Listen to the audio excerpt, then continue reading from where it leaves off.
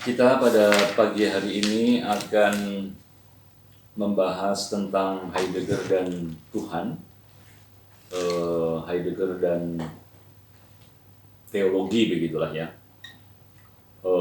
Kita sudah melihat argumen untuk teologi, lalu pengarang-pengarang klasik sampai yang terakhir yang ujung modern, yaitu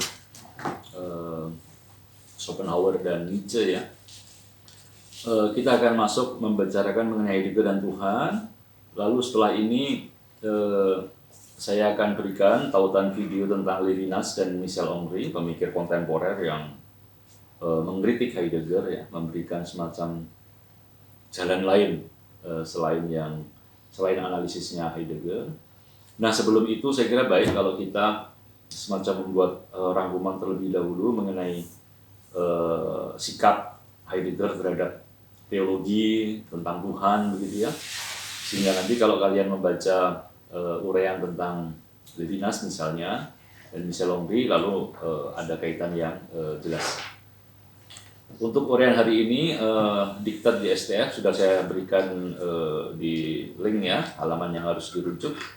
Sementara untuk teman-teman di Bendungan, silahkan bisa melihat di halaman 245 sampai halaman 270R. Untuk kuliah hari ini kita bisa melihat pertama dari biografi yang ditulis oleh John Caputo ya. Jadi kita tahu bahwa sejak awal sebetulnya pemikiran Heidegger berkaitan dengan isu-isu teologis. Kita tahu Heidegger lahir besar dalam lingkungan gereja Katolik yang konservatif ya, di mana waktu itu mereka berhadapan dengan kelompok liberal ya, yang disebut kaum Katolik tua di daerah selatan Jerman. Dan kelompok Katolik tua ini justru pro pada modernisme, modernitas ya, menginginkan Katolik yang lebih regional sesuai dengan karakter wilayah, menolak doktrin infalibilitas paus ya. Jadi dalam situasi inilah Heidegger besar, dan keluarga Heidegger adalah termasuk mereka yang setia kepada gereja Katolik Roma. Ini adalah si penulis ya, John D. Caputo, Heidegger and Theology dari Amerika. Caputo yang tentu memberikan pembacaan-pembacaan sangat simpatik mengenai Heidegger ya. Pada awalnya sebagai mahasiswa, Heidegger akan menulis artikel di Der Akademiker, jurnal Katolik yang ultra konservatif ya, artinya sangat kolot, sangat kanan gitu. Yang membela semua katakan ajaran-ajaran dogma dari gereja Katolik. Dan bahkan Heidegger muda menyuarakan dengan keras bahaya modernisme. Kita ingat bahwa tahun-tahun itu gereja Katolik masih mewajibkan para calon imam yang mau ditahbiskan untuk bersumpah melawan modernisme. Dan kita lihat juga bahwa kecenderungan Heidegger untuk melawan teknologi, melawan modernisme ya, meskipun nanti dia sudah lepas dari Katolisisme, ini akan tetap bertahan ya. Jadi sampai akhir tuduhan-tuduhan dia bahwa metafisika ya itu menganak cucukan teknologi ya, itu adalah tuduhan yang akan terus dia jaga sampai akhir. Tapi Katolisisme dia tinggalkan. Dia sempat masuk di novisiat SY, tapi lalu hanya 2 minggu, kemudian dia akan disuruh pulang. Lalu dia akan belajar ilmu-ilmu sains, lalu ke filsafat, dan dia tentu berambisi di Freiburg menjadi profesor untuk Chair of Catholic Philosophy, kursi kepengajaran untuk filsafat Kristiani, filsafat Katolik ya. Sebuah ambisi yang nantinya setelah dia lepas dari kekatolikan, lalu ketika dia memiliki posisi yang tinggi justru akan dia khianati karena dia akan membubarkan kursi kepengajaran filsafat Kristiani ini, karena seperti yang nanti akan kita lihat di mata Heidegger, Christian philosophy atau filsafat agama, filsafat Kristiani, filsafat Katolik itu adalah barang aneh, mirip dengan lingkaran berbentuk segi empat, sesuatu yang tidak bisa nyambung ya, seperti minyak dan air. Antara filsafat dan agama itu dua hal yang betul-betul bertentangan. Di tulisan-tulisan awalnya, lalu ketika dia hendak membaptis anak pertamanya, pada tahun 1919 Heidegger akan keluar dari gereja Katolik ya, dan dia mengatakan kepada Romo parokinya ya bahwa mengapa dia keluar dari gereja Katolik, karena menurutnya sistem berpikir atau epistemologi di dalam gereja Katolik itu menurut Heidegger tidak lagi bisa dia terima. Jadi ini adalah kembalikan pertama ya, kehre pertama dari Heidegger ya, yang penting dia keluar dari Katolisisme mendekati Protestantisme ya. Tapi kemudian nanti dia pun akan keluar dari Protestantisme dan omongan-omongannya cenderung menjadi lebih ateistik. Ya. Di Marburg ketika Heidegger nanti ya, jadi setelah dia selesai doktoral, lalu dia sambil mempersiapkan Habilitationschrift, dia menjadi asisten Husserl ya sampai 1919, lalu dia mendapat nominasi sebagai profesor. Kemudian jadi profesor itu kalau di Eropa ya artinya Anda menduduki kursi kepengajaran tertentu. Jadi misalnya kalau kayak di Sorbonne itu ya kursi kepengajaran filsafat Yunani misalnya, itu harus seorang profesor ya, artinya dia sudah doktor, lalu sudah riset dan membuat doktor kedua, habilitation, lalu ditunjuk pemerintah untuk menduduki kursi kepengajaran itu di kampus tertentu. Nah, karena di Freiburg profesornya adalah si Husserl ya, maka dia mendapat dengan rekomendasi Husserl juga dia mendapat kursi pengajaran di Marburg. Dan disinilah Heidegger memberikan pandangannya tentang kaitan antara fenomenologi dengan teologi dalam konferensinya yang terkenal Phenomenology and Theology. Dan menurut Heidegger di teks ini, teks yang tidak mudah ya, menurut Heidegger filsafat adalah science of being ya. Jadi kajian mengenai being, mengenai be, dan kajian ini berbeda secara absolut dengan teologi yang menurut Heidegger hanyalah sebuah ontic science ya, jadi ada ontic dan ontologis. Jadi ini dua istilah dari Heidegger ya, semuanya dari ontos ya. Ontic itu merujuk kepada ilmu yang membahas mengenai hal-hal yang being yang sudah terwahyukan, sudah jelas dengan sendirinya ya, sudah terbeberkan ya. Sementara ontologis, kita ingat pembedaan ontologis sebagai Heidegger adalah sains di mana kita bertanya, terbuka kepada pewahyuan be yang dicoret itu, be yang selalu misterius itu. Jadi filsafat berbeda secara absolut dengan teologi karena teologi hanyalah sebuah sains ontic yang hanya membahas being dalam pewahyuannya yang spesifik, yaitu dalam kekristenan yang dikatakan oleh Heidegger sebagai Christianness. Jadi kalau Dasein itu bersifat ontologis terhadap being yang selalu memanifestasikan diri dan menyembunyikan dirinya, maka teologi, khususnya teologi Katolik, Kristiani, itu membahas salah satu manifestasi dari being itu, yaitu peristiwa salib, yaitu Tuhan Yesus ya. Jadi salah satu jadi manifestasi partikular dari being ya, yang sudah dengan jelas sendirinya ya, yang lalu tinggal dipilah-pilah, tinggal dirunutkan secara sistematik, tinggal dianalisis ya secara jelas. Jadi bisa kita bayangkan teologi itu mirip dengan sains dalam arti matematika, fisika ya. Yang dalam analisisnya Heidegger, sains itu juga teknologi itu hanya membahas particular being, jadi manifestasi dari being yang partikular.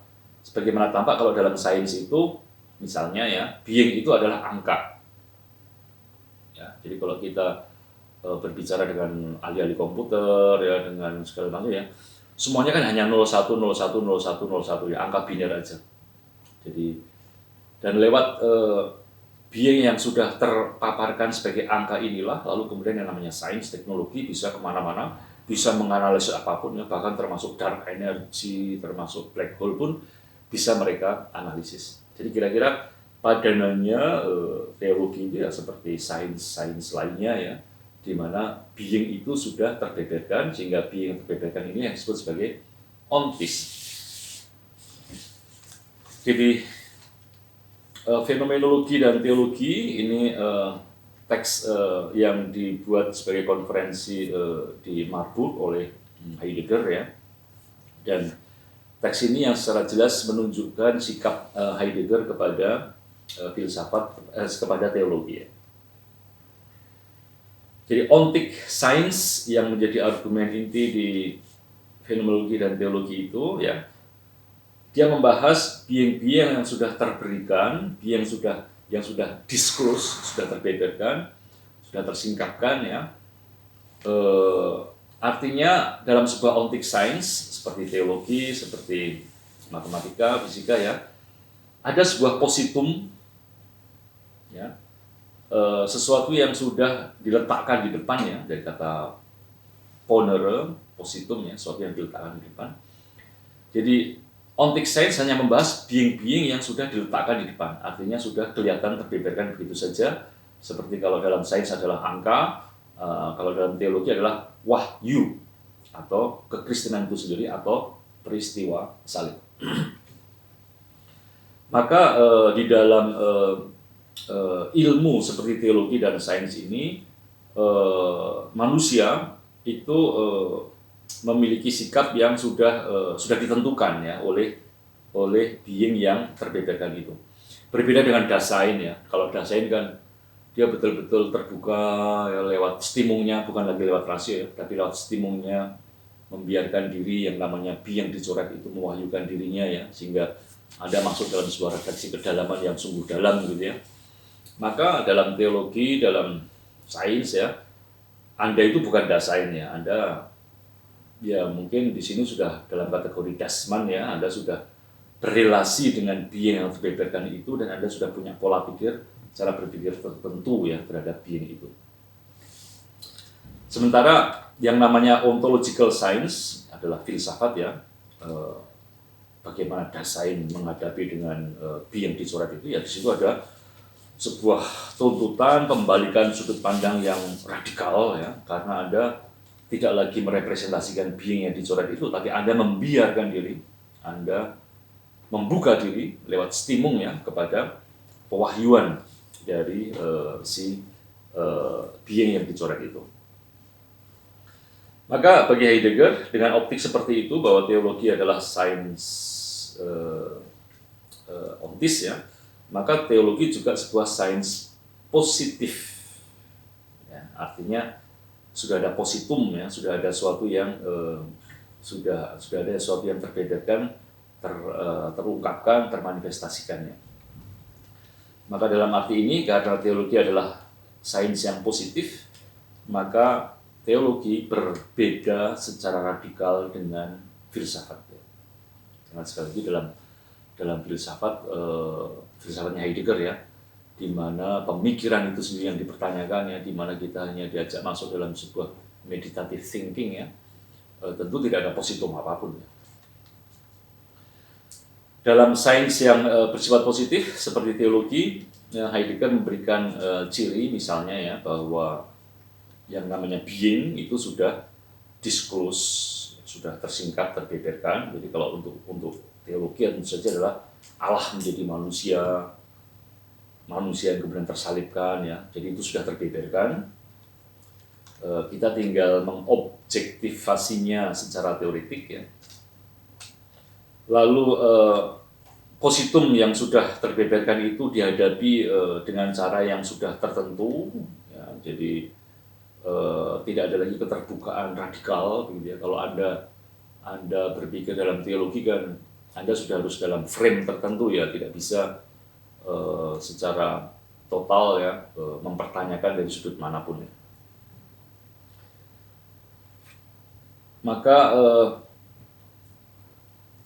ada sikap-sikap ya dalam arti tertentu ya, seperti kalau yang pernah saya ungkapkan itu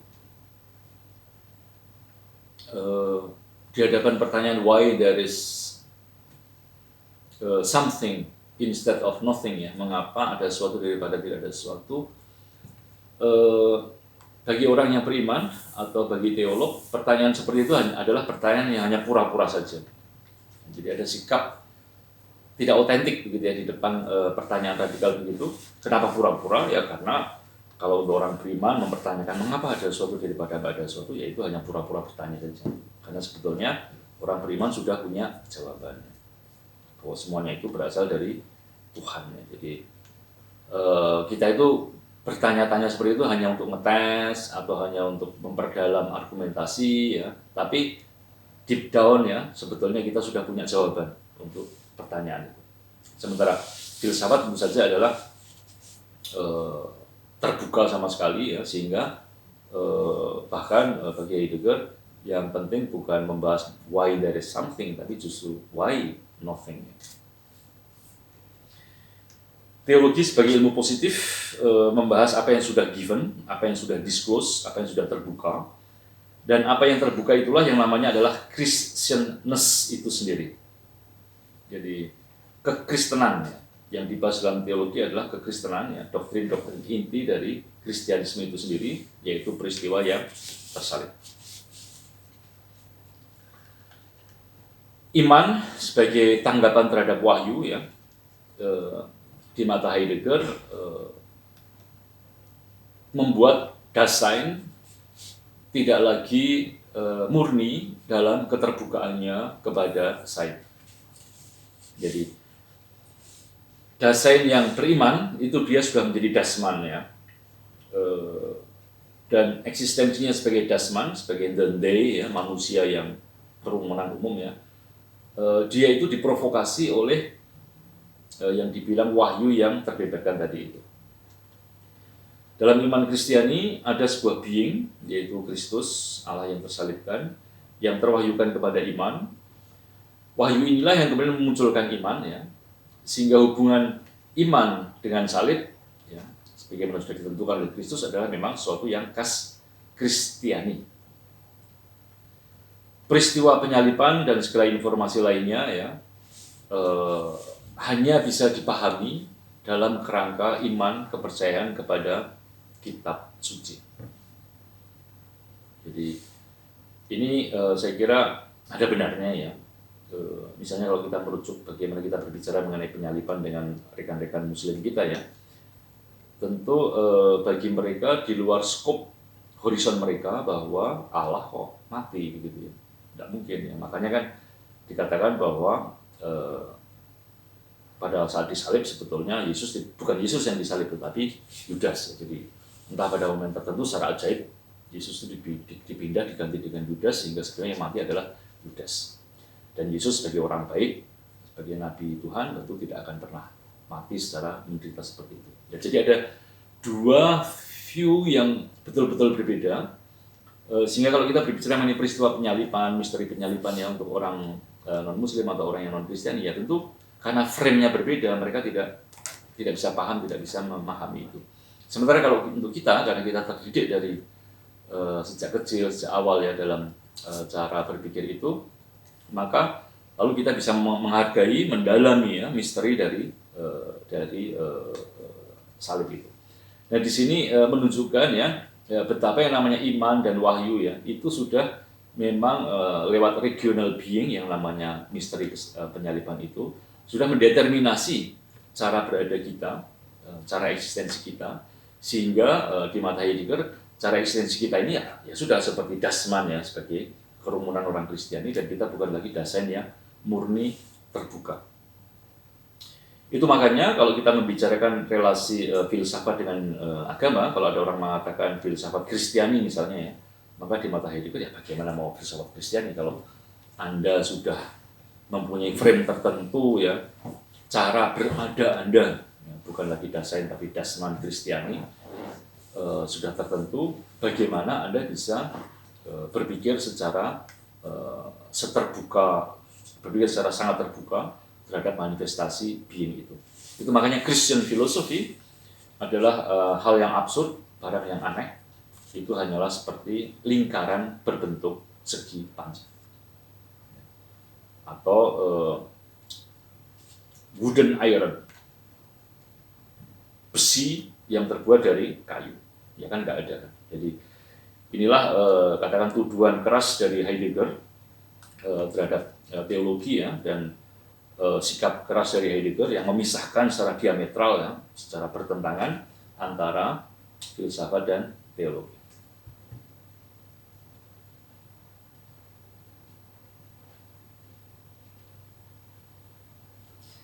Jadi setelah 1928, kalau awalnya sikap Heidegger terhadap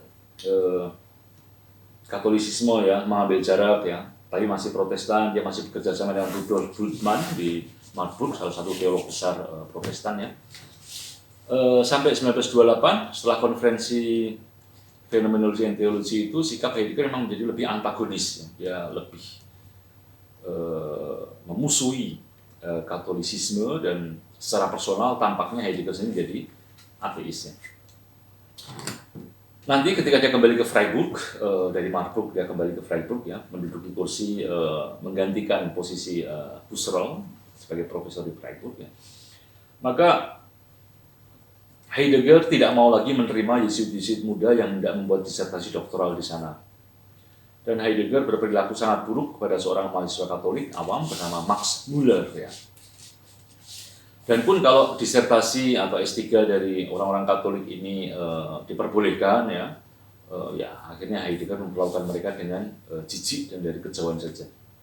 Dan nanti pada tahun 1941 bahkan Heidegger akan menghapus kursi kepengajaran filsafat Katolik di universitas. Padahal dulu ketika Heidegger muda, dia sangat berambisi menduduki kursi kepengajaran ini. Metode kerja Heidegger setelah 1928 tampaknya tidak lagi netral ya, ya di mata dia netral ya, tetapi dari sudut pandang lain tampaknya sikapnya menjadi lebih ateis ya, dan memusuhi kekristenan.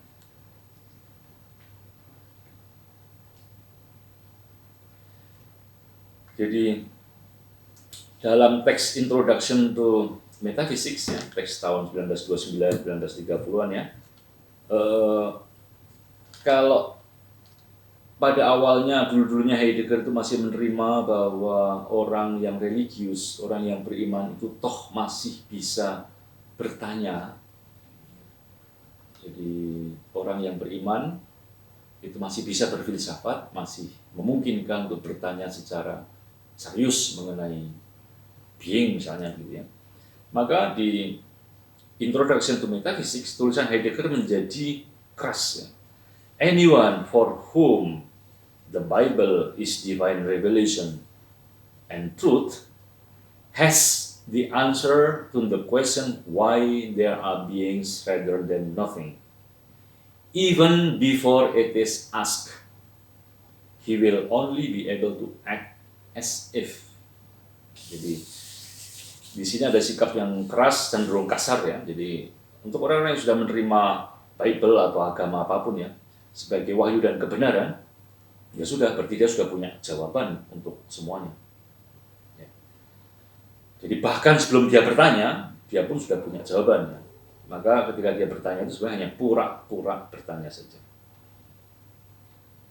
Jadi sekali lagi, bagi orang beriman yang berfilsafat, metaforanya akan diumpamakan Heidegger seperti sebuah lingkaran berbentuk segi empat.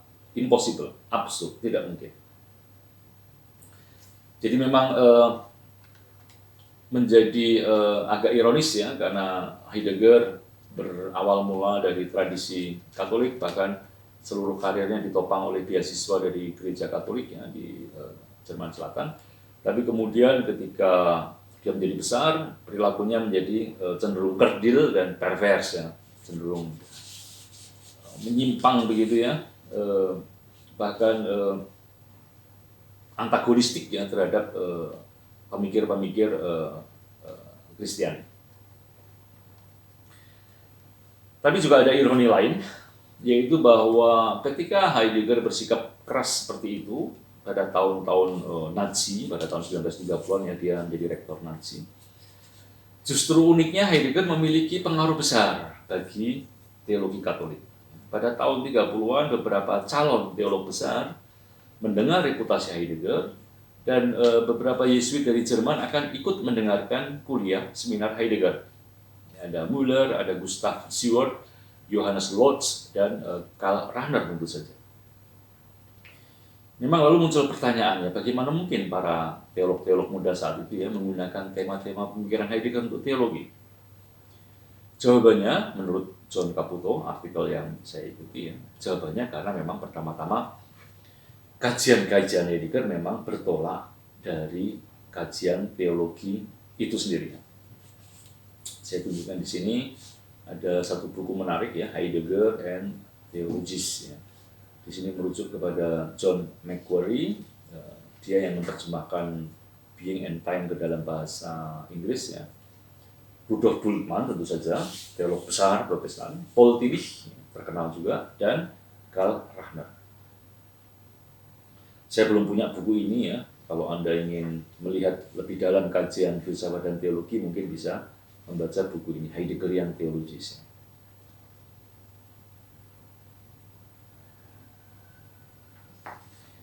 Jadi menurut Caputo, teolog-teolog muda itu memiliki katakan latar belakang yang sama dengan Heidegger ya, bergulat dengan iman ya, mencari sejarah iman ya, konsep-konsep dasar iman begitu ya.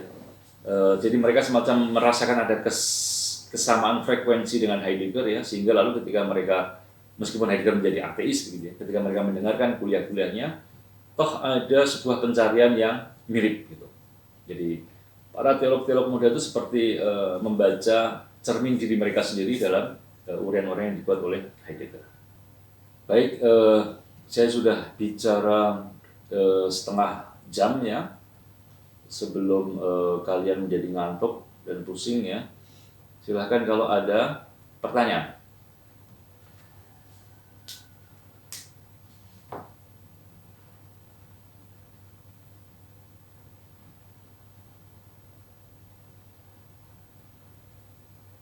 Belum ada, Mo. Belum ada. Siapa yang mau bertanya silahkan.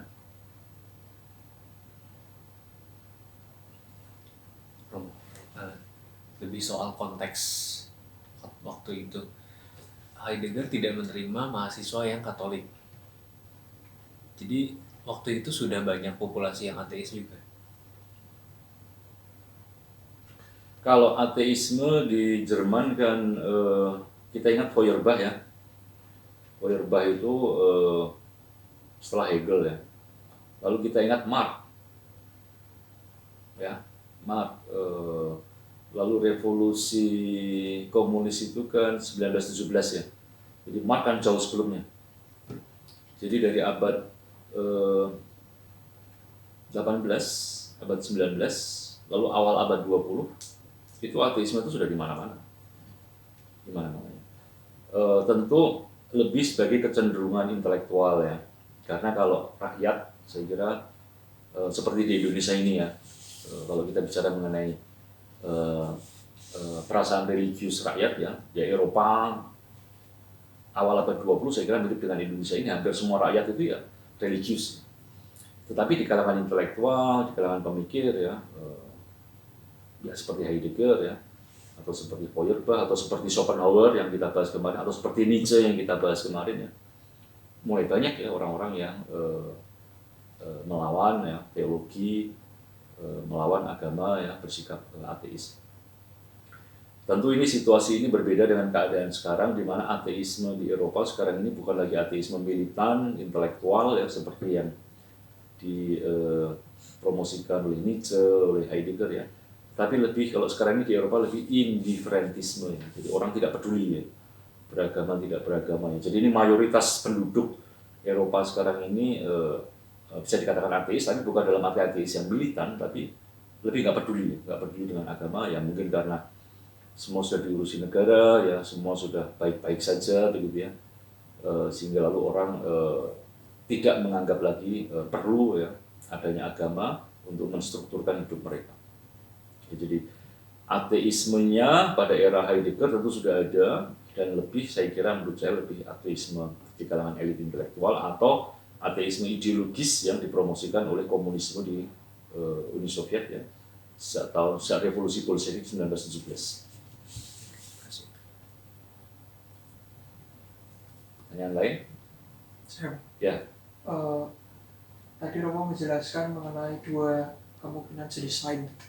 Dua kemungkinan jenis sains. Ya. Ontiscience dan ontological science. Ya.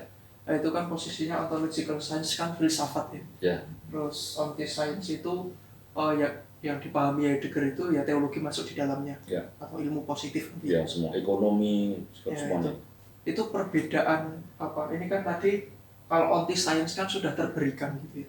Kalau ontological science itu yang saya pahami itu kan yang masih saya bingungkan pembalian cara pandang. Jadi perbedaan yang antara dua jenis sains itu seperti apa terlihatnya gitu. Ya. Jadi kalau dalam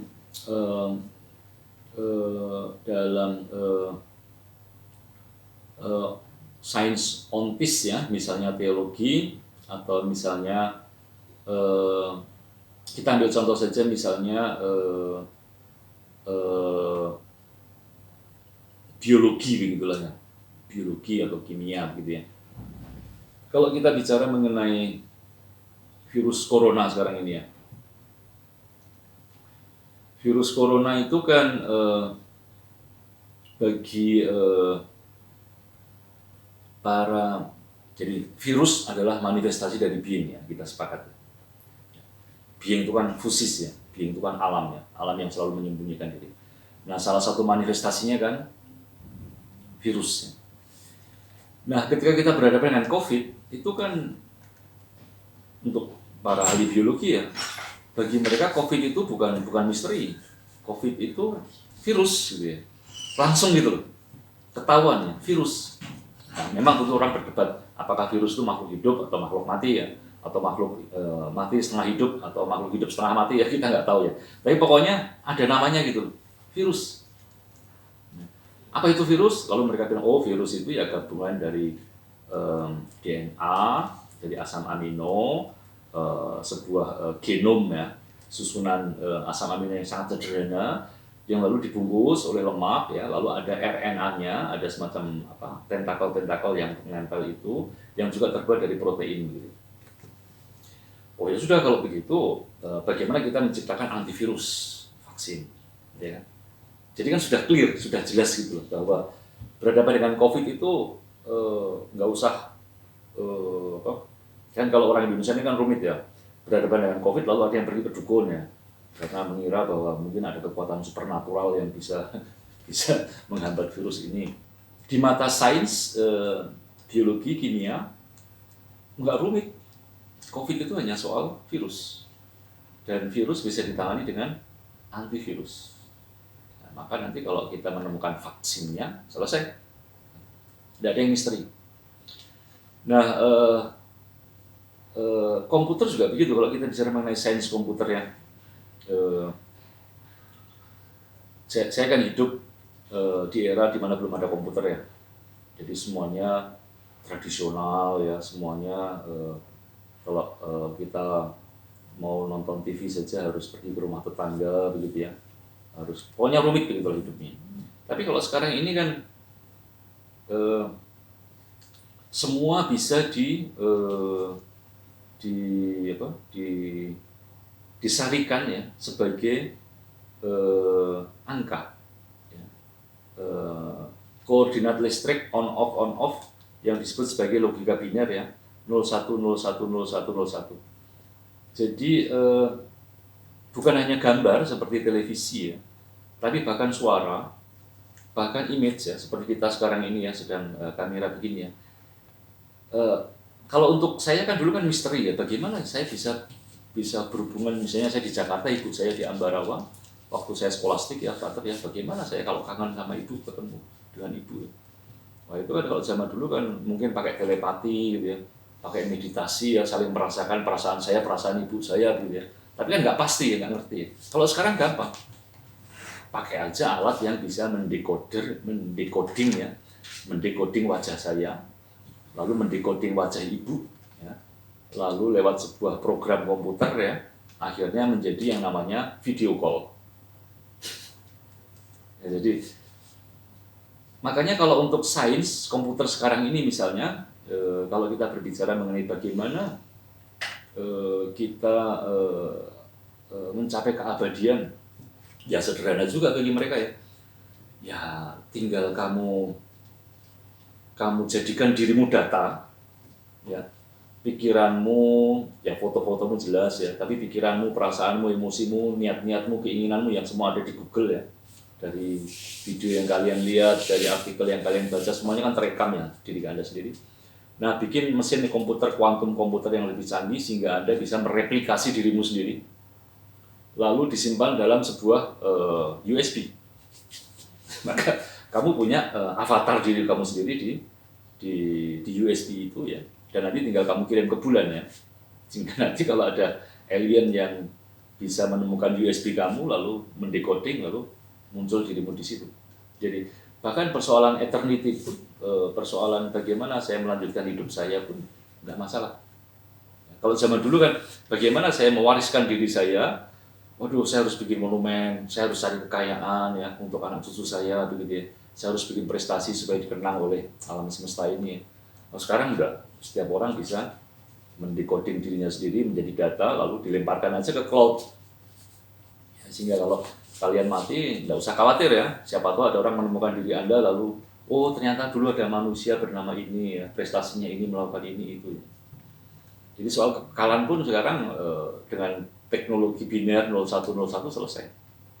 Jadi itulah yang namanya ontic science ya, bahwa being itu sudah terbeberkan dengan frame tertentu, entah sebagai angka, entah sebagai asam amino gitu ya. Nah kalau dalam teologi gimana? Ya dalam teologi ya semuanya kan sudah dengan dogma, dengan ajaran-ajaran agama, aturan-aturan agama ya. Semuanya kan sudah jelas ya. Jadi kalau kita lihat bagaimana orang beragama secara legalis misalnya ya, bahkan urusan surga pun tidak usah khawatir ya.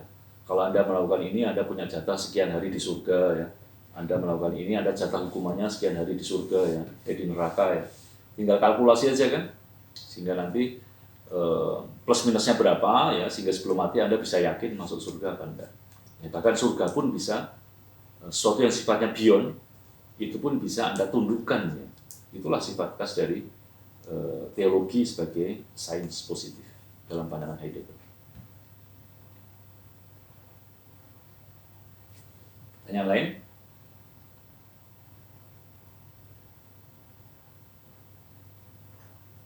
Romo, Ya. Siapa ini? ini ada pertanyaan titipan Romo Ya, dari di siapa? meeting chat. Bacakan. David Ben Usoli. Apakah di akhir hidupnya Heidegger tetap menolak Katolisisme tetapi menerima Kristianisme, Romo?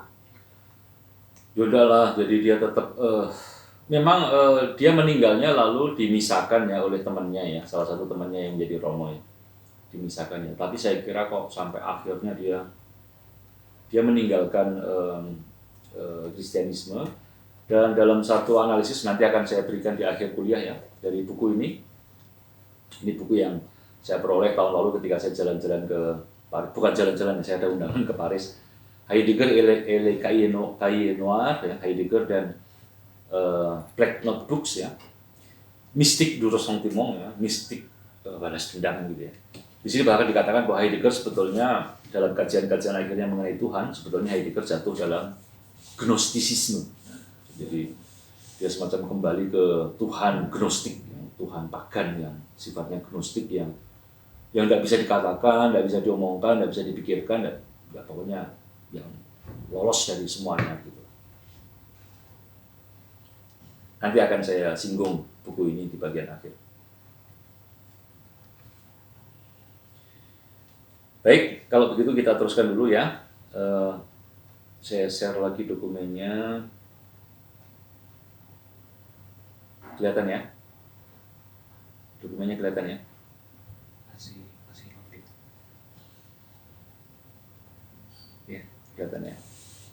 Ya jadi Heidegger ada pembalikan begitu ya dalam pemikirannya, dan memang pada akhirnya lewat kritik-kritiknya kepada Kristianisme ya, dan juga kepada kan sebetulnya metafisika agama ya, ujungnya itu kan teknologi begitu ya. Dan Heidegger kan mengajak kita untuk betul-betul masuk ke cara berpikir ya sama sekali lain ya, pada periode akhir pemikirannya Heidegger akan tampak anti-voluntaristik, anti-Nietzschean ya. Dan Heidegger akan berusaha merekonstruksi metafisika barat, artinya dia mencari yang paling dasar dari metafisika, karena metafisika adalah pelupaan akan ada, jadi bagaimana membicarakan secara baru ada itu ya, mencari apa itu berpikir itu sendiri ya, sehingga pada tahun 1960-an di teks-teks akhirnya Heidegger akan berbicara mengenai what is das Denken ya, what is thinking ya, berpikir itu apa ya. Berpikir akhirnya bagi Heidegger adalah sebuah meditasi pasif ya, di depan pewahyuan dari being yang terus-menerus itu. Dan tentu di sini nada anti modernitas, anti teknologi dari Heidegger menjadi lebih keras lagi gitu ya, karena teknologi jadi metafisika, cara berpikir yang ontoteologis yang selalu menemukan kausa ya, itu akan menumbuhkan teknologi, dan teknologi yang kemudian akan dalam Perang Dunia Kedua manifestasinya ya dengan bom atom misalnya ya, teknologi yang memang ujungnya adalah nihilisme, jadi kekosongannya, kehancurannya. Dan di depan itu lalu Heidegger menawarkan ya, kita mesti berpikir secara sama sekali lain ya, artinya tidak lagi berpikir secara representatif tetapi memiliki sikap yang betul-betul berbeda.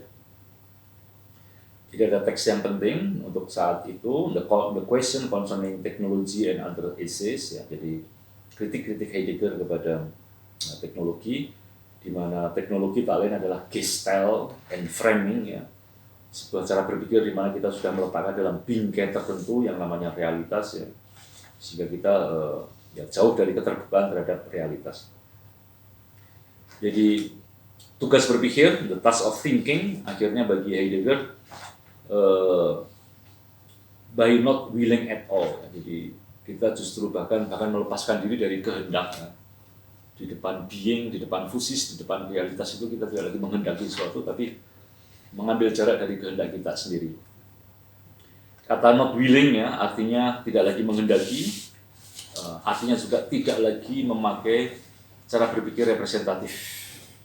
Ya, cara berpikir representatif yang menjadi akar dari dunia ini, cara berpikir di Barat yang mulai dari Platon lewat pembelokan aletheia dari ketersembunyian menjadi ketepatan memandang itu, lalu kemudian sampai dalam analisisnya Heidegger ya, sampai kemudian di era teknologi ya, dan itu semua harus ditinggalkan sehingga sebagai gantinya bagaimana sikap kita di depan realitas, di depan being. Heidegger akan memakai istilah dari Meister Eckhart, letting be lassen hide. Jadi di depan realitas kita mesti letting. Nah, dalam kesempatan ini saya sedikit promosi untuk edisi basis yang terbaru. Ya, saya juga masih menunggu ya. Jadi ini ada edisi khusus mengenai pandemi COVID-19, negara sudah pandemi, lalu di bawah itu Anda lihat ada COVID-19 meditasi Heideggerian. Jadi saya menulis artikel cukup panjang, 20 halaman lebih ya, awal-awal Maret sampai pertengahan April ya, merenungkan bagaimana COVID-19 ini dipandang dari perspektif Heidegger ya.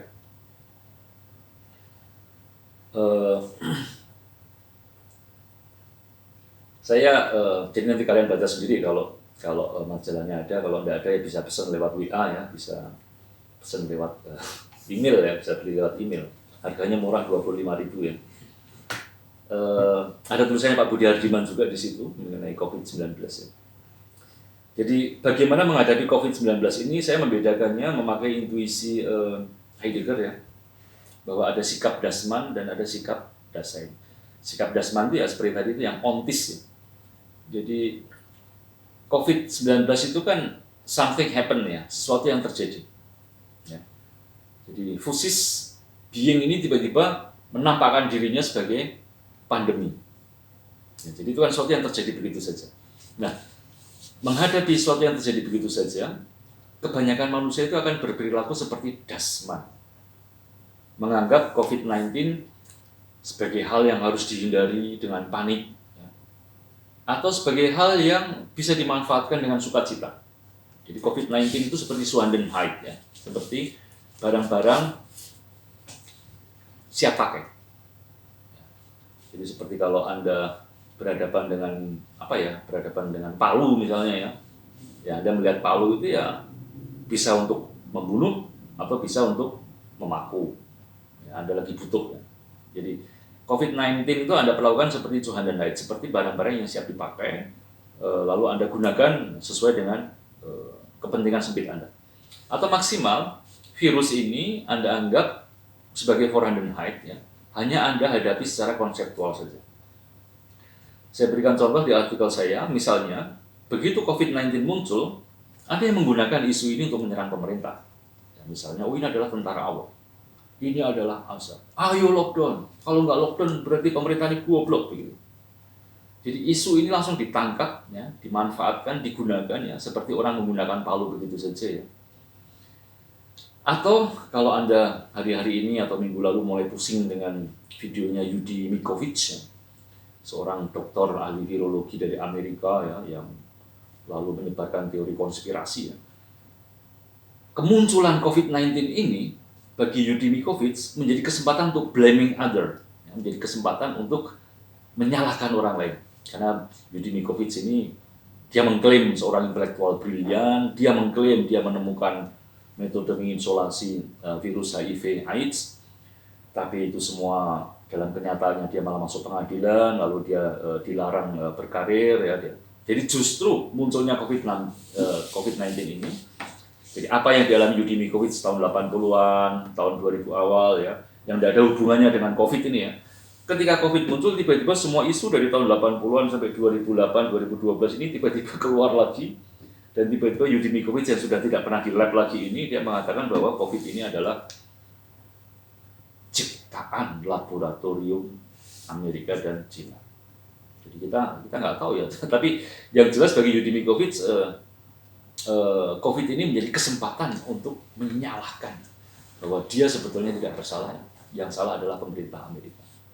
Atau kalau Anda mengikuti konferensi-konferensinya Donald Trump, ya, atau Anda membaca koran New York Times, Washington Post, ya, COVID-19 ini bagi Trump adalah kesempatan untuk menyerang Cina. Semua ungkapan-ungkapan rasis, ya. Ada wartawan keturunan Cina yang bertanya, dia nggak mau jawab. Atau hari ini Trump malah mengatakan bahwa Xi Jinping itu teman saya, tapi udah saya nggak mau lagi ngomong sama Xi Jinping, ya, karena COVID ini. Jadi COVID ini seperti Swandenheit yang dimanfaatkan untuk kepentingan sempit Anda sendiri. Atau maksimal sebagai dasman, kadang orang bicarakan COVID-19 ini hanya sebagai konsep, ya, konsep untuk diperdebatkan. Bahwa ini hanyalah bikinan lab, ini adalah evolusi alam yang akan menghukum manusia. Ya.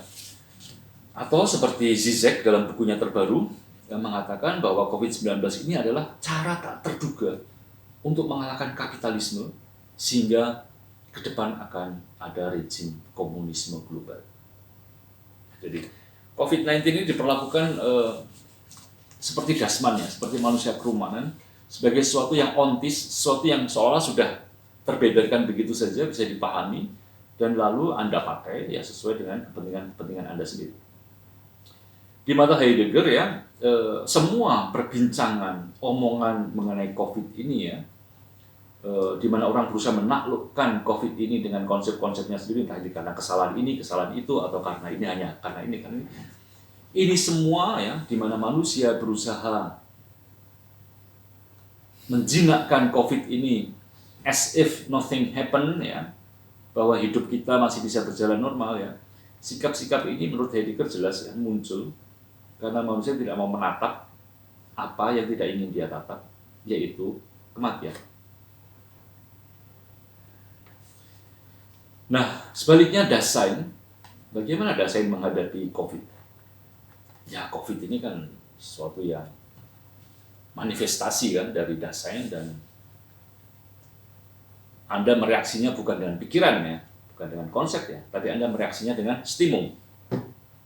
Anda membiarkan stimum Anda diprovokasi oleh manifestasi dari COVID ini.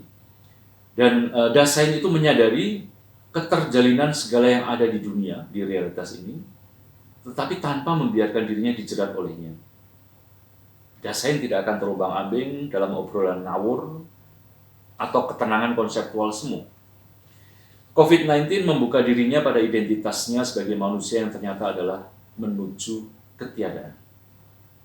Dan Dasein akan bermeditasi pasif, membiarkan penampakan COVID-19 yang pasti masih menyembunyikan sesuatu. Maka sikap Dasein adalah letting be. Hidup dengan tenang, kontemplatif di depan segala hal di dunia. Gelassenheit zu den Dingen, kutipan dari Meister Eckhart.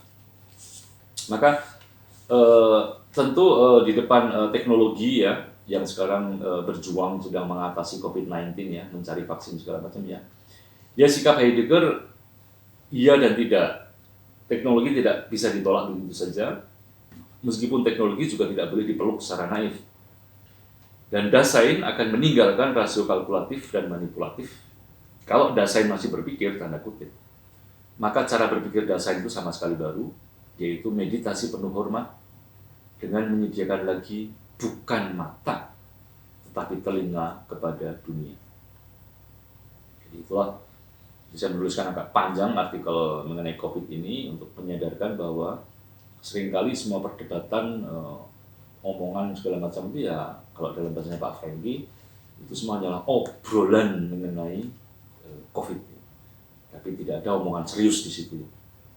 Bagaimana kita bersikap serius ya, kita mesti masuk dalam attitude ontologis, yaitu attitude-nya si Dasein.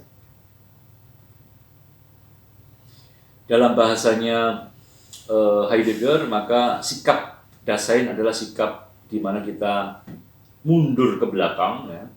Kita mengambil jarak dari sains, kita mengambil jarak dari cara berpikir yang kalkulatif ya.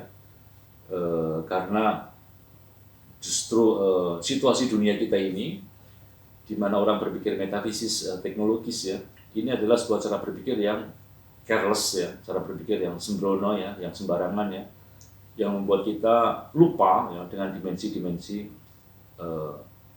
misterius dari realitas. Kita hidup di era modern, di mana what is, apa yang ada itu, is characterized by the control exercised by modern technology. Jadi kita ya hidup di era seperti ini, di mana yang ada itu, misalnya kayak COVID-19, itu pun hanya dipahami dalam kerangka teknologis, dalam kerangka cara berpikir yang kalkulatif belaka. Dan dengan cara berpikir itu, apa yang kita lupakan? Ya ada itu sendiri.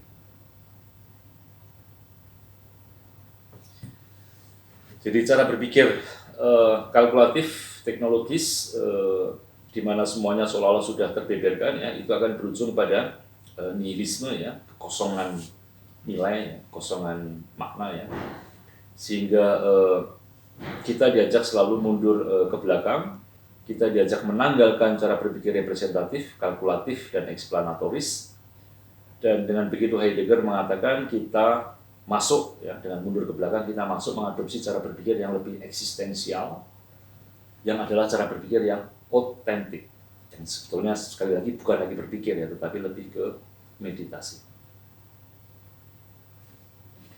Ini saya kutipkan satu uraian lagi ya. Authentic thinking is the primordial thinking,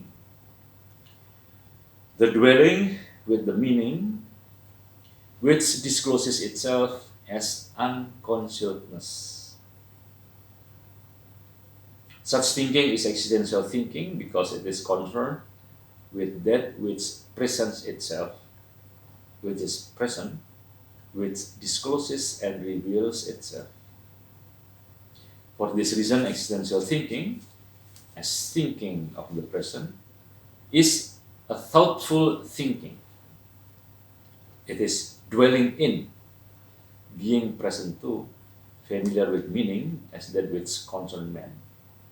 The essence of thinking is letting be, letting being be, Gelassenheit.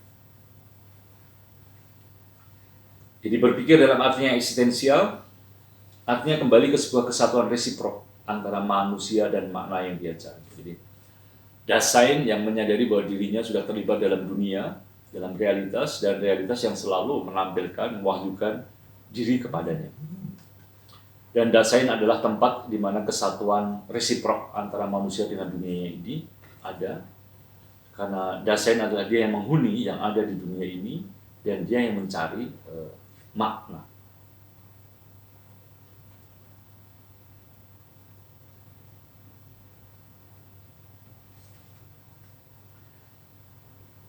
Jadi kembali ke analisis dari Caputo, kalau kita berbicara mengenai being ya, mengenai realitas, mengenai pusis ya, jadi apa yang ada seada-adanya ini, being itu bukanlah sesuatu yang bisa dikonsepkan, sesuatu yang bisa ditangkap oleh pikiran kita. Konsep ya berasal dari kata kapere itu menangkap, kon bersama-sama ya. Jadi kalau Anda mengkonsepkan sesuatu, Anda sedang menangkap secara bersama-sama sesuatu. Kalau saya mengkonsepkan ini sebagai buku ya, maka ya Anda sedang ya, mengambil ya, mencerabut ya, atau juga mengambil bersama-sama begitu ya, lewat mata, lewat penciuman, lewat pikiran begitu ya. Sesuatu dari misterinya ya, dan Anda hanya katakan ini sebagai buku saja, tidak lebih dan tidak kurangnya. Anda tidak tahu bahwa ini dibeli di tempat yang sangat jauh ya, saya harus berjam-jam pergi dari rumah ke toko buku ya. Jadi ada begitu banyak misteri dari buku ini, tapi dengan konsep buku ya, Anda selesai, Anda langsung mengatakan sesuatu sebagai sesuatu ya, tidak lebih dari buku-buku yang lain gitu ya. Jadi being bukanlah sesuatu yang bisa dikonsepkan begitu saja. Being itu bagi Heidegger dia datang kepada kita. Dan kalau being itu bisa kita pahami, itu karena dia memberikan dirinya kepada kita. Jadi pikiran bagi Heidegger itu bukan saya yang mengkonsepkan, tapi pikiran saya itu muncul karena pemberian dari being. Jadi pemikiran adalah sebuah rahmat, ya, sebuah pemberian, ya, sebuah peristiwa yang menjemput dan membawa kita. Itu mungkin mirip perbedaan antara orang-orang yang berpikir biasa saja begitu ya, yang sangat berbeda dengan seorang seniman misalnya. Ya, kalau orang biasa melihat sesuatu ya, toilet misalnya begitu ya sudah dia hanya begitu toilet saja begitu, tempat kencing selesai. Tapi kalau seorang seniman ya, kita tahu ya, ada yang lalu kemudian menjadikan toilet itu sebagai benda seni. Ya kenapa? Karena seorang seniman dia punya mata yang lebih terbuka, sehingga toilet di depan mata dia itu bukan hanya sekedar toilet ya, tapi sesuatu yang nggak tahu ya, menurut dia unik, menurut dia apa, sehingga lalu kemudian dia jadikan objek seni. Maka berpikir itu bukan terutama saya yang seperti fenomenologi ya, saya yang memikirkan, tetapi lebih dari pemberian dari being. Maka di mana tugas manusia di depan pemikiran seperti itu? Tentu tugasnya bukan melulu pasif, melainkan bekerja sama dan membiarkan diri terbuka pada kedatangan yang namanya being itu, pemikiran itu. Bagi Heidegger nanti yang akan sangat jelas bahwa kalau being itu kita katakan sebagai God ya tentu sebetulnya being bukanlah God itu sendiri ya, bukan Tuhan itu sendiri.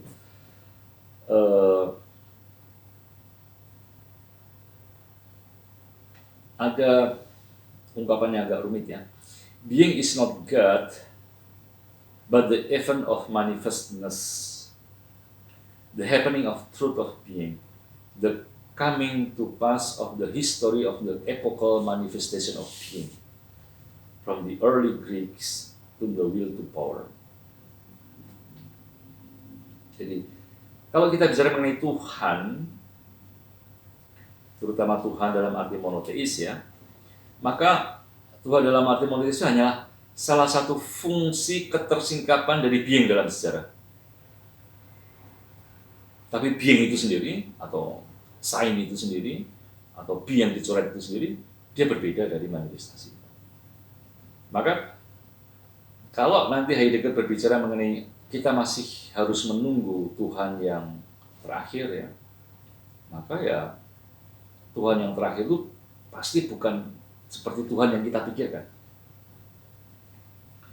Maka menurut Caputo, kalau akhirnya kita masih berbicara mengenai Tuhan dalam pemikirannya Heidegger, ya Tuhan itu akan lebih seperti Tuhan pagan ya, Tuhan kaum kafir ya. This God is much more pagan, poetic God and much less Judeo-Christian or ethico-religious God. Jadi Tuhan yang dibicarakan Heidegger pasti Tuhan yang sifatnya Tuhan kaum kafir, yang puitis ya, dan bukan Tuhan yang sifatnya dari tradisi Yudeo-Kristiani, Tuhan yang sifatnya etis dan religius. Dan saya langsung masuk ke teks yang tadi. Nah, only a God can save us, ya, hanya Tuhan yang bisa menyelamatkan kita. Kata-kata ini muncul dari wawancara terakhir Heidegger ya, yang dia minta diterbitkan setelah kematiannya. Ya. Nur noch ein Gott kann uns retten. Only a God can save us. Jadi sebetulnya maksudnya apa sih kok? Katanya Heidegger ateis, tapi kok dia masih berbicara mengenai Tuhan gitu ya. Nah, di teks buku Nicholas Weil ini, Heidegger, dia menganalisis bahwa Tuhan yang dicari Heidegger, yang terutama muncul dari analisisnya atas Hölderlin, tak lain adalah Tuhannya kaum Gnostik. Nicholas Weil mendasarkan analisisnya dari Hans Jonas, yang telah melihat kecenderungan Gnostik di teks Heidegger sejak era Being and Time. Tuhan kaum Gnostik, sebagaimana Tuhannya Heidegger, selalu berusaha lari dan melepaskan diri dari bumi. Jadi Tuhan ini tidak ada kaitannya dengan dunia, dengan realitas, ya, dengan hidup sehari-hari. Itulah ciri pokoknya. Tuhan semacam ini sama sekali berbeda dari Tuhannya para filsuf. Ya, kalau Anda sudah kuliah filsafat ketuhanan, nanti kan ada istilah Tuhannya para filsuf, yaitu Tuhan yang hasil pemikiran filosofis, misalnya Tuhan sebagai causa sui, sebagai yang menyebabkan dari dirinya sendiri, atau Tuhan sebagai ens perfectissimum, sebagai being yang paling sempurna, ya jadi kajian-kajian, lalu akhirnya kita sampai ke sebuah being yang paling sempurna, itulah Tuhan. Atau Tuhan sebagai motor mobil ya, dalam kajiannya Aristoteles untuk menunjukkan bahwa supaya sesuatu itu bisa mulai bergerak, maka butuh dipostulatkan sesuatu di akhir gitu ya. Tuhan Gnostik semacam ini juga tidak menghiraukan bukti ontologis yang berusaha membuktikan adanya Tuhan terlepas dari segala apa yang kontingen di dalam ciptaan. Ya. Jadi Tuhan bukti ontologis adalah Tuhan dari Anselmus ya. Kalau Anda, saya kira di teks tentang Thomas Aquinas, Monsignor Sunarko membahas sedikit mengenai Tuhan sebagai bukti ontologis ini ya. Jadi Tuhan yang Gnostik bukanlah Tuhan filosofis, juga bukan Tuhan yang membutuhkan bukti ontologis ya. Tuhan Gnostik ini, Tuhannya Heidegger juga tidak peduli dengan soal kemahakuasaan, ya, karena Tuhannya Heidegger ini akan tunduk kepada being, kepada ada. Jadi tadi sudah saya tunjukkan bahwa Tuhan monoteis pun hanya salah satu fungsi dari manifestasi being itu. Sehingga kalau kita membayangkan kemungkinan Tuhannya Heidegger, juga dia salah satu manifestasi dari being itu. Tuhan Heidegger mewahyukan dirinya sebagai semacam transisi saja menjelang kedatangan si ada itu sendiri. Tuhannya Heidegger, menurut Nicholas Weil, ya, sebagaimana tampak dalam Cahiers Noirs, datang ke dunia ini sekedipan mata saja. Berbeda dengan pewahyuan di Sinai, di mana lalu Tuhan itu tampak dalam hukum, ya, 10 perintah Allah, dan 10 perintah Allah ini kemudian mengkonstitusi sebuah jemaat ya, bernama bangsa terpilih Israel. Atau kalau dalam bahasa rekan-rekan Muslim ya, Tuhan itu tampak dalam syariah ya. Dan hukum inilah yang mengkonstitusi, mengadakan sebuah komunitas ya, yaitu komunitas umat. Tuhannya Heidegger adalah keilahian tanpa nabi. Dia unik meski tidak bisa disebut sebagai satu dan tidak mau dimodelkan seperti apapun. Tuhannya Heidegger ini malah lebih dekat dengan dunia mitos dan mistagogi Yunani, artinya ritus agama misteri Yunani. Seperti dalam puncak ritus Eleusis, salah satu agama misteri Yunani, kedatangan Tuhan Heidegger mirip dengan coup de théâtre. Dia datang mendadak, membalikkan semuanya, dan dia muncul lewat peristiwa, lewat eraignis. Apa itu coup de théâtre? A sensational or dramatically sudden action or turn of events, especially in a play. Jadi dalam drama, itu kalau Anda mengikuti sinetron ya atau drama, Anda mengikuti atau nonton film, Anda mengikuti dari awal dan Anda sudah menebak-nebak, oh pelakunya si ini. Ternyata coup de théâtre, ternyata pelakunya justru orang yang sama sekali tidak Anda duga. Contoh yang paling simpel itu ketika menjelang Pilpres 2019 kemarin, tiba-tiba ada seorang aktivis politik ya yang sangat terkenal ya, sejak zaman reformasi jadi aktivis pembela demokrasi ya, tiba-tiba dipukuli lebam-lebam ya, lalu seluruh ketua parpol ya, bahkan capresnya sampai membuat pernyataan statement di televisi, disebarkan di mana-mana di media sosial.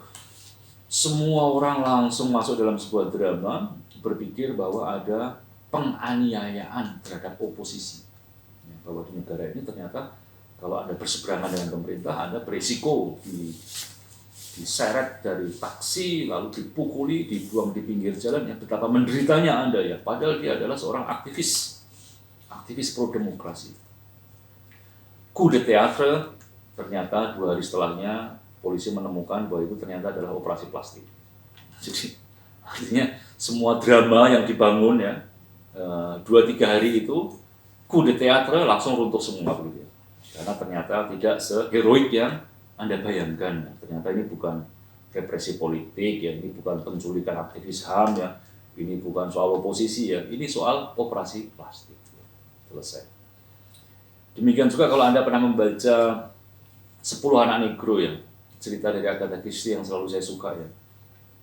Berkisah mengenai 10 orang yang mendapat undangan misterius datang ke sebuah pulau, sebuah villa. Mereka tidak saling kenal, begitu datang di pulau mereka juga bingung loh, oh ternyata kok kita mendapat undangan, ternyata tidak satu pun di antara mereka yang mengundang begitu ya. Jadi tidak ada yang tahu, pokoknya 10 orang ini kemudian di pulau itu saling berkenalan, saling berinteraksi, lalu mulai muncul konflik-konflik. Dan yang menarik adalah bahwa ketika mereka datang di ruang tamu di villa itu ada patung 10 anak negro. Lalu terjadilah hari pertama seseorang mati dan 1 patung hilang. 9 orang itu kaget karena ada 1 temannya meninggal dan ada 1 patung hilang. Hari kedua, patung kedua hilang dan orang kedua meninggal. Lewat plot dibangun cerita ya, sehingga lalu kita punya kesan, oh mungkin pelakunya adalah ini, mungkin pelakunya adalah ini, mungkin ada dendam ini ya. Jadi Agatha Christie pintar yang membuat cerita ya, sehingga lalu kita bisa menduga-duga siapa pelakunya. Sampai kemudian akhirnya tinggal 2 patung. Lalu 1 patung hilang. Kemudian tentu saja 1 lagi mati, sehingga tinggal 1 orang. Dan kemudian yang mengerikan, 1 orang ini melihat patung ke-10 hilang. Lalu dia mati. Kita membaca novel itu sampai halaman terakhir, bingung ini. Ternyata semua dugaan kita salah. Bahwa pelakunya adalah ini salah. Makanya semua mati. Lalu coup de théâtre, kemudian ada sebuah botol terapung di laut, berisi cerita ya, siapa sebetulnya pelaku dari pembunuhan itu. Jadi hanya di halaman terakhir kita akan tahu siapa sesungguhnya di antara 10 itu ya sebetulnya pelaku. Nah, jadi di antara 10 itu ya hanya kemudian ternyata ada satu yang pura-pura mati, tapi sebetulnya nggak mati. Jadi itulah yang namanya coup de théâtre. Tuhannya Heidegger itu seperti Tuhan seperti itu ya, yang muncul pada momen terakhir dan membalikkan semuanya, ya, sehingga kita nggak ngerti lagi semuanya ya, dan kita harus berpikir secara sama sekali baru. Jadi ini Nicholas Weiss menyebut Markion ya, Markion tokoh gnostik di era-era awal Kristianisme ya. Saya belum sempat mendalaminya secara khusus ya mengenai Markion ini, tetapi dia menginsinuasikan bahwa Tuhannya Heidegger, Tuhan Gnostik itu bisa didekatkan dengan bid'ah Markion di era awal Kristianisme. Jadi kalau Anda tertarik, Anda bisa mendalaminya.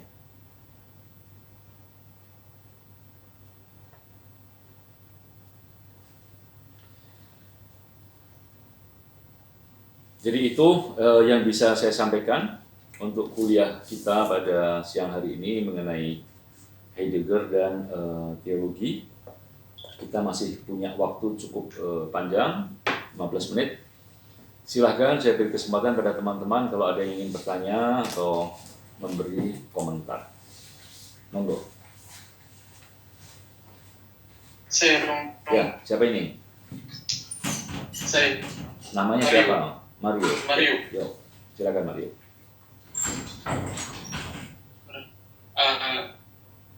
Menarik sekali saya kira berkaitan dengan Heidegger dan COVID-19 ya, yang saya mau tanyakan. Meditasi yang seperti apa yang menurut Heidegger itu perlu di tengah COVID-19 ini? Apakah asketisme aktif atau pasif? Meditasi apa sebenarnya? Ini ya, saya bacakan satu analisis menarik mengenai meditasi. Meditative thinking, sebentar ya, ini saya besarkan biar lebih enak dilihat. Ya, meditative thinking, above all, has the character of serenity. What might be termed a receptive reverence for things as they are in themselves. The serenity referred to non-will. In addition, it is also a non-force, non-concern activity. Meditative thinking waits upon the call, whereas calculative thinking is concerned with dominance, manipulation, and mere utility. This will-less thinking is a spontaneity that sets things free to be what they are. Jadi, meditative thinking ini cirinya adalah Gelassenheit, jadi Anda tenang, Anda relax ya. Jadi Anda lalu memiliki reverence yang reseptif ya. Reverence itu rasa hormat, rasa seperti kalau Anda di depan uskup Anda begitu ya. Anda akan bersikap tenang dan reverence ya, menghormati, dan bersikap reseptif ya, siap menerima apa yang akan dikatakan Bapak Uskup gitu. Jadi bersikap tenang, bersikap menghormati, bersikap reseptif for things as they are in themselves. Terhadap realitas apa yang ada seada-adanya. Dan di sini ketika kita bersifat reseptif menerima ini, maka perumpamaannya yang paling tepat adalah dengan mendengarkan. Ya, jadi kita tidak lagi membuka mata kita, tetapi kita lebih membuka telinga kita. Ya, makanya kalau Anda meditasi biasanya kan matanya merem kan. Kalau Anda meditasi matanya masih melek itu Anda masih representasi terus ya.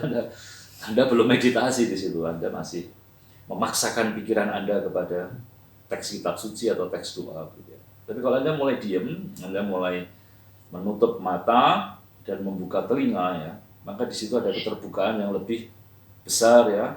Dan Anda juga lebih hormat dengan apapun yang datang ya. Ya, kalau mata itu kan kayak memaksa ya. Tapi kalau Anda membuka telinga, itu Anda lebih terbuka.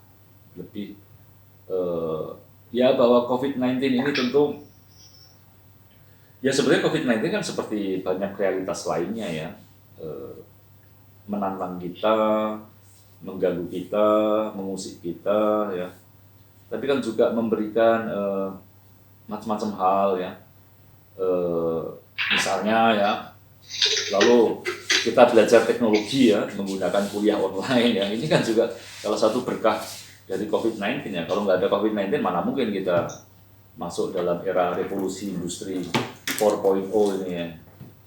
latihan belajar membuat YouTube ya, lalu juga ya berani belajar sendiri ya, karena tidak lagi ketemu teman, tidak ketemu dosen ya, tapi harus baca sendiri, harus berpikir sendiri ya. Jadi ada banyak hal yang terbukakan lewat peristiwa COVID-19 ini ya.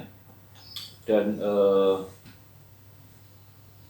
apakah dari situ lalu kemudian muncul sesuatu yang baik, sesuatu yang lebih baik, itu juga nggak jelas ya kalau untuk Heidegger ya.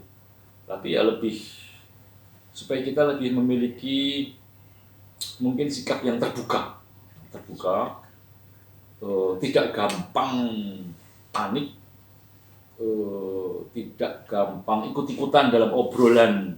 Ya itu sudah sesuatu ya kalau Anda tidak ikut-ikutan obrolan Suhandenheit atau Vorhandenheit ya, karena itu hanya memperparah situasi aja, bikin emosi gitu ya. Kalau Anda mulai email-emailan atau WA atau IG atau apapun ya, mulai berdebat mengenai asal-usul COVID dengan teman, itu kan ujung-ujungnya kan jadi panas-panasan ya, jadi pusing ya. Nah jadi dengan berhenti dari itu saja kan sudah sesuatu ya. Anda tidak menjadi panik, tidak menjadi frustrasi, tidak menjadi takut sendiri begitu ya. Jadi memang tidak ada tawaran yang konkret ya, harus saya akui. Tetapi lebih bagaimana kita merombak paradigma cara kita menghadapi COVID ini menjadi lebih tenang, sekaligus juga menjadi lebih apresiatif terhadap hal-hal yang mungkin positif ya, mungkin baik ya, berkat hal-hal yang negatif ini, seperti COVID ini. Itu yang bisa saya katakan. Jadi kamu baca sendiri nanti artikelnya ya. Cari di basis nanti. Jaringan. Gimana? Tidak jelas nih koneksinya. Iya, soalnya jaringan sudah mengerti. Terima kasih banyak. Oh ya, oke. Silakan teman lain kalau masih ada pertanyaan.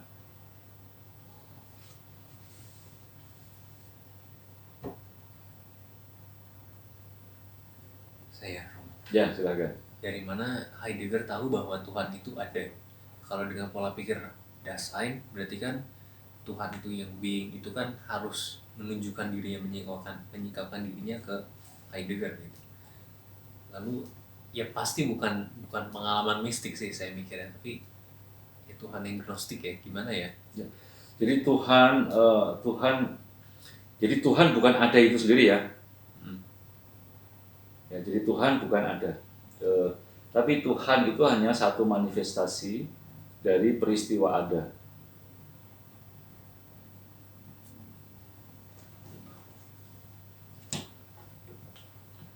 Heidegger tidak pernah mengidentikan Tuhan dengan ada. Karena kalau Tuhan dengan ada, ya kita kembali ke ontologi kan. Ontologi. Jadi karena yang namanya ada itu dicoret sama Heidegger. Ada itu dicoret sama Heidegger. Maka Tuhan ya jelas bukan ada, dan Tuhan juga bukan ada yang dicoret itu sendiri ya. Kalau ada sebuah manifestasi dari Tuhannya Heidegger, itu hanya manifestasi dari ada yang dicoret itu sendiri. Itu makanya disebut sebagai Tuhan kaum gnostik ya, karena Tuhan yang menolak pewahyuan, Tuhan yang nggak bisa digambarkan dengan pewahyuan, Tuhan yang ya dalam gambaran-gambaran normal kita lalu susah ya. Dan memang lebih dekat dengan gambaran misteri-misteri agama Yunani kuno ya. Atau mungkin juga kalau kita lihat agama-agama lokal ya, Gusti tan kena kinoyong opo begitu ya. Tuhan itu tidak bisa digambarkan seperti apapun begitu ya. Ini ada apa ini? Recording has started is being ya, jadi Tuhan bukan ada, Tuhan juga bukan ada yang dicoret ya. Tapi Tuhannya Heidegger ini manifestasi dari ada yang dicoret itu ya, dan sebagai manifestasi dia mengumumkan mengenai ada yang dicoret itu. Dan kalau kita mau mencari bentuknya dari manifestasi dari ada yang dicoret ini, ya Tuhan gnostik. Romo, Ya, ini. saya merasa ketika Romo menjelaskan tadi, ya saya semakin jelas gitu bahwa Tuhan itu tidak sama dengan ada. ada yang dicoret apalagi. Tapi saya merasa bahwa Heidegger lebih realistis gitu ya. Ya saya bayangkan itu realistis empiris gitu. Jadi memang nyatanya manusia punya keterbatasan gitu untuk berbicara mengenai Tuhan gitu. Maka Tuhan-Tuhan monoteis atau Tuhan-Tuhan yang sudah ditetapkan gitu dalam agama-agama itu lebih oleh Heidegger lebih di bawah, maksudnya di bawah being sendiri, di bawah be. Dan saya melihatnya itu kok Tuhannya Heidegger itu seperti searah gitu dengan be gitu. Jadi maka kayak kita harus mengaksesnya dengan stimu gitu. Dia sudah tidak fokus pada kesadaran, tapi lebih ya dengan sadar bahwa manusia terbatas, ya sudah, supaya kita mencari cara yang lain supaya sesuatu yang enggak nyata di hadapan kita itu tersingkapkan. Tidak lewat kesadaran kita, tapi ya dalam situasi-situasi bagaimana being itu tersingkap pada kita. Ya, jadi catatan itu menarik ya. Dan memang nanti Levinas yang akan memberikan kritik ya, persis untuk poin yang tadi Doni katakan tadi itu ya, bahwa pemikiran Heidegger memang mau tidak mau ternyata semuanya masih dikebawahkan pada kategori be, pada kategori ada itu, pada kategori being itu. Dan bahkan kalau kita berbicara semisterius apapun be yang dicoret itu, toh yang namanya Dasein selalu dia sudah mengantisipasi ya bahwa akan ada pewahyuannya. Jadi justru di sini uniknya dalam kritikan Levinas, ya entah bagaimana dalam pemikiran Heidegger Tuhan itu sudah bisa diantisipasi. Ya meskipun itu di luar kerangka pemikiran, di luar kerangka konsep segala macam, tapi itu sudah bisa diantisipasi. Itu yang kemudian nanti dalam kritiknya Levinas, akhirnya Heidegger masih jatuh dalam cara berpikir the same, ya, le même, ya. Bahwa semuanya dikembalikan dalam kategori manusianya sendiri. Dan Levinas mengajukan kalau kita mau berbicara mengenai Tuhan, ya Tuhan itu sesuatu yang radically other, yang secara radikal lain, ya, berbeda ya. Dan justru yang lain itulah yang mengkonstitusi diri saya. Dia pakai perumpamaan Abraham kan. Jadi tentu analisis Heidegger sangat mendalam, membuat kita hati-hati ya berpikir ya, hati-hati dalam berpikir mengkonsepkan Tuhan gitu ya. Namun juga tentu analisis Heidegger bukan kata terakhir, karena kemudian nanti orang seperti Levinas, seperti Jean-Luc Marion, seperti Michel Onfray akan menunjukkan di mana batasnya ya. Dan bahkan Levinas akan mengatakan dia akan mengembalikan metafisika dalam artinya yang paling banal, ya, yaitu bahwa metafisika adalah mengenai sesuatu yang beyond ya. Dan yang beyond itu adalah wajah atau yang lain. Dan yang beyond itu yang mengkonstitusi diri saya, yang menginterpelasi saya untuk berrelasi secara etis.